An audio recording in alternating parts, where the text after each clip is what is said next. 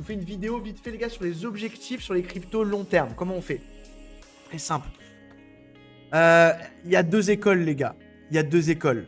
Voilà. Soit vous êtes vraiment long terme. Soit vous êtes vraiment long terme. Et on attend tous les plus hauts historiques de chaque crypto pour commencer à s'alléger. Donc s'alléger, ça veut dire quoi? Ça veut dire prendre 30%, 40% de bénéfices, les remettre en USDT, en cash. Attention, encaisser les bénéfices ne veut pas dire j'encaisse mes gains, je vais faire la bamboula et je gaspille ce que j'ai gagné. Non, non. J'encaisse mes 30-40%, je garde le reste, évidemment, en spot. J'encaisse les 30-40%, je les passe en USDT. D'accord? Ce que je gagne en USDT, je le garde en USDT. Et un jour, sur une correction plus importante, boum, je remets. D'accord? C'est comme ça que je fonctionne. Donc, il y a deux écoles. Soit vous êtes vraiment long terme et vous attendez les plus hauts historiques pour prendre des gains et y aller étape par étape. Soit vous êtes un peu moins long terme et vous vous dites ok, je vais le faire en mode plus actif. Et donc plus actif, ça veut dire quoi? Ça veut dire TP1, 30, 40, 50% de la crypto. TP2, plus haut historique. TP3, la lune. Pas compliqué. Ah. Soit vous êtes long terme, on touche rien jusqu'au plus haut historique de chaque crypto que vous avez. Et donc là, il n'y a même pas à parler. Vous avez juste à attendre.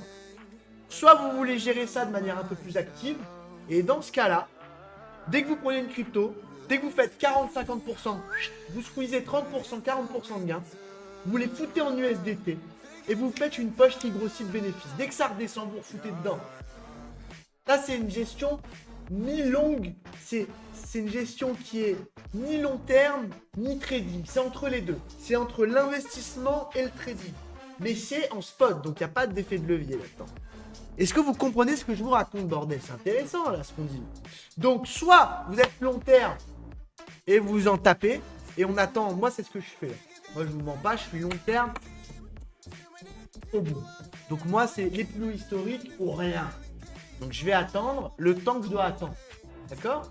Mais il y a une autre chose qui est possible, une autre sorte de gestion.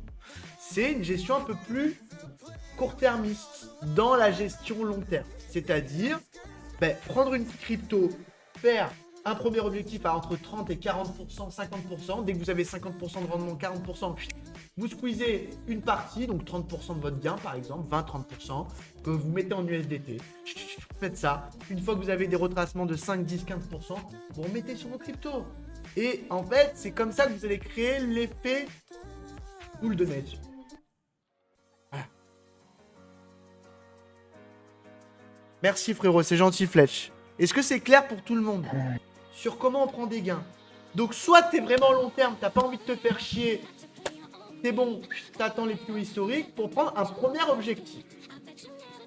Si t'as pas envie de te faire chier, t'attends les plus hauts historiques.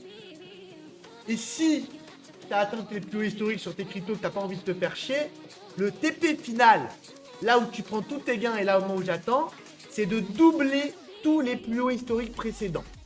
Écoutez ce que je vous dis parce que mon TP final sur toutes mes cryptos, sur mes portefeuilles, à moi, c'est doubler tous les plus hauts historiques minimum. Voilà. Doubler. Le Bitcoin était à 60 000, 125 000. ETH était à 5 000, 10 000. Je sais pas. Attends, brother. Je finis ça parce que c'est super important. Après, les gens, ils comprennent rien. Est-ce que c'est clair pour ça? Donc, si t'as pas envie de te faire chier, TP1, plus haut historique, TP2 et TP final de toute cette merde, on double les plus hauts historiques. Et là, terminé. Vous prenez vos gains, on n'en parle plus.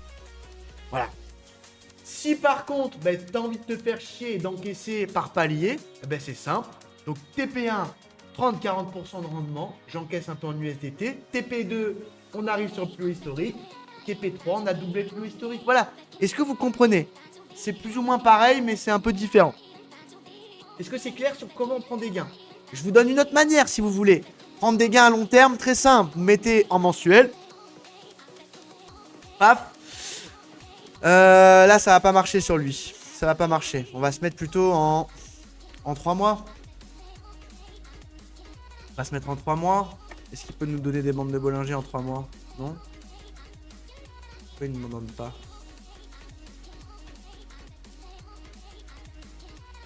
Il me donne pas de bande. Ok.